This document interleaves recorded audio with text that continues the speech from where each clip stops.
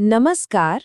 आइए आज एक ऐसी जादुई दुनिया की सैर करें जो हमारे बिल्कुल सामने है, फिर भी हम अक्सर उसके रहस्य नहीं समझ पाते। आज हम महान वैज्ञानिक जगदीश चंद्र बसु के लिखे गए बहुत ही सुंदर निबंध पेड़ की बात पर गहराई से चर्चा करेंगे, जिसे केंद्रीय विद्यालय मासिमपुर की निर्माता रश्मि विश्वास जी ने बहुत ही शानदार तरीके से हमारे सामने प्रस्तुत किया है। तो चलिए एक शांत और सुकून भरी यात्रा पर चलते हैं। आज के इस विश्लेषण में हम एक बहुत ही दिलचस्प सफर तय करेंगे। एक नन्हे बीज के अंकुर बनने से लेकर पौधों के सांस लेने के तरीके, सूरज की ऊर्जा के जादू और एक पेड़ के जीवन चक्र को समझेंगे। और हाँ, उन महान वैज्ञानिक के बारे में भी जानेंगे जिन्होंने पेड़ों की इस खामोश धड़कन को पहली बार दुनिया के सामने रखा। तो चलिए कहानी शुरू करते हैं बिल्कुल शुरुआत से, एक बीज के जन्म से। आगे बढ़ने से पहले एक बहुत ही प्यारे से शब्द का अर्थ जान लेना अच्छा रहेगा। वो शब्द है पल्लवित। इसका सीधा सा मतलब है हरा भरा होना या नई पत्तियों से खिल उठना। जब कोई पौधा जीवन से भर जाता है ना, तो हम कहते हैं कि वो पल्लवित हो गया है। ये शब्द इस कहानी में हमारी बहुत मदद करेगा। कल्पना कीजिए, एक छोटा सा बीज मिट्टी की चादर ओढ़े गहरी नींद में सो रहा है। बहुत दिनों तक वो वहीं विश्राम करता है। फिर सर्दियां बीतती हैं, वसंत आता है और बारिश की कुछ बूंदें धरती पर गिरती हैं। ये बिल्कुल ऐसा है जैसे कोई उस नन्हे बीज को पुकार कर कह रहा हो, अब और मत सो, बाहर आ जाओ। और इस पुकार को सुनकर धीरे से बीज का ढक्कन खुलता है और एक नन्हा सा अंकुर बाहर निकल आता है। क्या कभी मिट्टी से बाहर निकलते हुए किसी अंकुर को ध्यान से देखा गया है? ये बिल्कुल वैसा ही लगता है जैसे कोई छोटा सा शिशु अपना नन्हा सा सिर उठाकर बड़े ही आश्चर्य से इस नई दुनिया को देख रहा हो। उसे पहली बार सूरज की गर्माहट और जल का पोषण मिलता है। यहीं से उसके जीवन की असली शुरुआत होती है।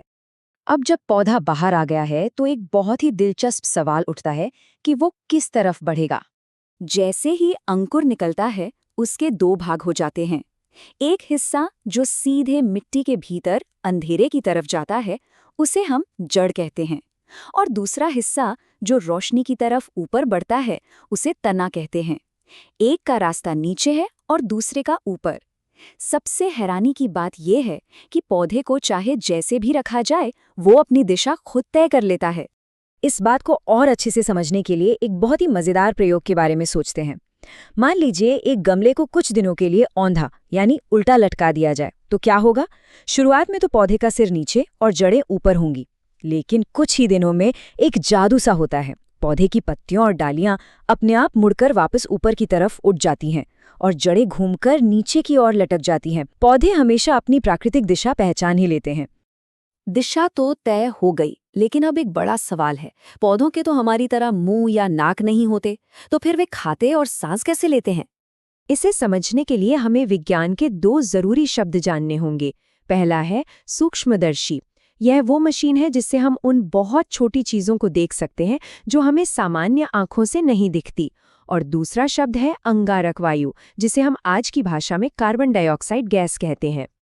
अगर हम सूक्ष्मदर्शी से देखें तो पता चलेगा कि पौधे की जड़ों और तनों में हजारों हजार छोटे छोटे पाइप यानी सूक्ष्म नलियां होती हैं, बिल्कुल हमारे घरों के किसी प्लम्बिंग सिस्टम की तरह। इन्हीं पाइपों के जरिए पौधे मिट्टी से रस खींचकर अपना पेट भरते हैं, और सांस लेने के लिए उनकी पत्तियों पर अनगिनत छोटे छोटे मुंह होते हैं जिनसे वे हवा अंदर लेते हैं। जरा सोचिए, ये प्रकृति का कैसा अनोखा चमत्कार है। हम जो सांस छोड़ते हैं उसमें अंगारक वायु यानी कार्बन डाइऑक्साइड होती है, जो हमारे लिए जहरीली है। लेकिन जो हमारे लिए जहर है, पौधे उसी विषैली हवा को खुशी खुशी पी लेते हैं और उसे शुद्ध करके हमारे लिए जीवन देने वाली हवा बना देते हैं। वे सचमुच इस धरती के रक्षक हैं। खाना और सांस लेना तो हो गया, लेकिन इस पूरी प्रक्रिया में एक सबसे जादुई चीज की भूमिका होती है, और वो है सूरज का प्रकाश। निबंध में लिखी गई एक पंक्ति मुझे बहुत ही गहराई से छू गई। वो पंक्ति है, पेड़ पौधे व समस्त हरियाली प्रकाश हथियाने की जाल हैं। इसका सीधा सा मतलब ये है कि पौधे असल में सूरज की रोशनी को पकड़ने वाले एक विशाल जाल की तरह काम करते हैं। सूरज की वो जीवन देने वाली ऊर्जा पौधों के हर एक रेशे में जाकर कैद हो जाती है, और इसका सीधा असर हमारे जीवन पर पड़ता है। क्या कभी सोचा है कि जब जानवर घास खाते हैं या जब हम ताज़ी सब्जियां और अनाज खाते हैं तो असल में हम क्या खा रहे होते हैं? हम उसी सूरज की ऊर्जा को खा रहे होते हैं जिसे पौधों ने अपने भीतर पकड़ कर रखा था। बिना इस सूरज की खुराक के हमारा जीवित रहना असंभव है। चलिए अब बात करते हैं पेड़ के जीवन के सबसे भावुक, सबसे सुंदर हिस्से की, उनका परिवार और उनका जीवन चक्र। यहाँ एक और बहुत ही प्यारा शब्द आता है, प्राणवत्ता। इसका अर्थ है जीवन से भरा होना या जीवित होने का एहसास। लेखक ने पेड़ों को महज लकड़ी का टुकड़ा नहीं माना है, बल्कि उन्हें हमारी ही तरह भावनाओं और जीवन से भरा हुआ यानी प्राणवान माना है। एक माँ की तरह पेड़ भी अपनी संतान यानी अपने बीजों के लिए बहुत फिक्रमंद होते हैं। बीजों को सुरक्षित रखने के लिए पेड़ फूलों की पंखुड़ियों से बना एक बहुत ही सुंदर सा घर तैयार करते हैं। अब सोचिए, पेड़ तो केवल मिट्टी और जहरीली हवा लेते हैं, फिर उनसे इतने सुंदर और सुगंधित फूल कैसे बनते हैं? ये पेड़ की ममता का ही स्पर्श है। और इन फूलों के रस से आकर्षित होकर मधुमक्खियां आती हैं, जो जाने अनजाने में पेड़ की बहुत बड़ी मदद कर जाती है। लेकिन हर कहानी की तरह इसका अंत भी बड़ा ही मार्मिक है।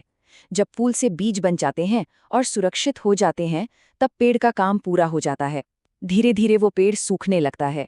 जो पेड़ कभी तेज तूफानों में खुशी से नाचता था, वो अब हवा का एक हल्का सा झोंका भी नहीं सहता था। और एक दिन वो जमीन पर गिर पड़ता है। वो अपनी संतान के लिए अपना पूरा जीवन न्यौछावर कर देता है। ये किसी भी जीव का सबसे बड़ा और सर्वोच्च बलिदान है। पेड़ों की इस अद्भुत दुनिया को तो हमने समझा, लेकिन इन गहरे रहस्यों को पहली बार दुनिया के सामने लाया किसने? ये महान वैज्ञानिक थे जगदीश चंद्र बसु। बचपन से ही उनका समय प्रकृति की खामोशी को समझने में बीता। उनकी सबसे खास बात ये थी कि उन्होंने विज्ञान जैसे कठिन विषय को भी बहुत ही सुंदर और कहानियों वाले अंदाज में दुनिया के सामने रखा। पेड़ की बात निबंध उनकी इसी खूबी का एक शानदार उदाहरण है। वे दुनिया के पहले ऐसे वैज्ञानिक थे जिन्होंने ये साबित किया कि पौधों में भी धड़कन होती है, उनका अपना एक जीवन चक्र होता है। उन्होंने सिद्ध किया कि पौधे भी हमारी तरह अपने आसपास के माहौल को महसूस कर सकते हैं। और हाँ, विज्ञान के क्षेत्र में रेडियो तरंगों के संचार में भी उनकी बहुत बड़ी खोज रही है। चलिए, अब तक जो कुछ हमने समझा उस पर एक छोटा सा प्रश्न। वो कौन सी विषैली गैस है जिसे पौधे हवा से ग्रहण करते हैं और पर्यावरण को हमारे लिए शुद्ध बनाते हैं? थोड़ा सोचिए। बिल्कुल सही, वो अंगारक वायु है जिसे हम कार्बन डाइऑक्साइड कहते हैं। ये छोटी सी बात याद रखना हमारी धरती को बचाने के लिए बहुत जरूरी है। तो इस पूरे विश्लेषण से हमें ये समझ आता है कि पेड़ केवल निर्जीव वस्तु नहीं है। हर पेड़ हमारा एक खामोश सच्चा दोस्त है जो जीवन भर हमारे लिए विष पीता है और अंत में बिना कुछ मांगे अपना जीवन बलिदान कर देता है। अगली बार जब भी कोई पेड़ या नन्हा पौधा दिखाई दे तो उसकी इस जादुई यात्रा को जरूर याद कीजिएगा। आज के इस विश्लेषण में हमारे साथ जुड़ने के लिए बहुत बहुत धन्यवाद।